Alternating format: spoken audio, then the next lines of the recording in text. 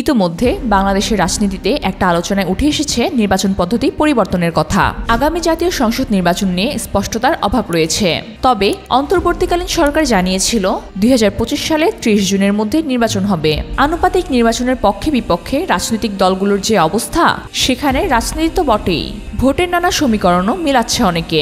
৯০-এর দশক থেকে ২০০৮ পর্যন্ত ৪টি জাতীয় সংসদ নির্বাচনের ফল বিশ্লেষণ করলে লক্ষ্য করা যায়, বাংলাদেশে অতীতে প্রচলিত সংসদ নির্বাচন পদ্ধতি প্রধানত দুইটি বড় রাজনৈতিক দল, বাংলাদেশ আওয়ামী লীগ ও বিএনপি, যা এদের পক্ষে সুবিধাজনক ছিল।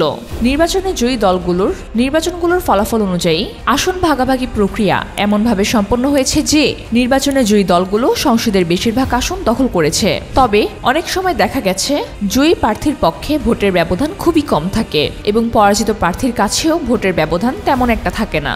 এই পরিস্থিতিতে স্পষ্টভাবে উঠে এসেছে ৯০ দশকে থেকে ২০০৮ পর্যন্ত অনুষ্ঠিত ৪টি জাতীয় সংসদ নির্বাচনের কথা।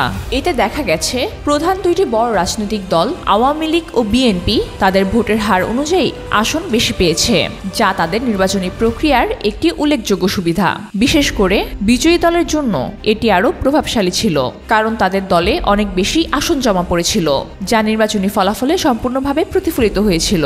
এই বিষয়টি বাংলাদেশ সংসদ পদ্ধতির বৈশিষ্ট্য এবং নির্বাচনী প্রক্রিয়ার গুরুত্বপূর্ণ দিক ছিল।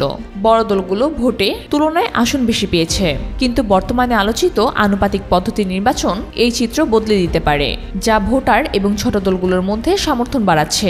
আলোচিত নির্বাচনের পরিবর্তন ব্যবস্থা অনুযায়ী, যেখানে সারা বাংলাদেশে একটি রাজনৈতিক দল যত ভোট পাবে তার আনুপাতিক হারে নির্ধারিত হবে সংসদে ওই দলটি কতটি আসন পাবে।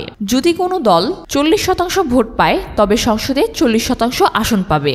জামায়াতে ইসলাম, ইসলামী আন্দোলন, সিপিবি, গণসংহতি আন্দোলন, এবি পার্টি, গণ অধিকার পরিষদের মতো বিভিন্ন রাজনৈতিক দল এটি সমর্থন করেছে।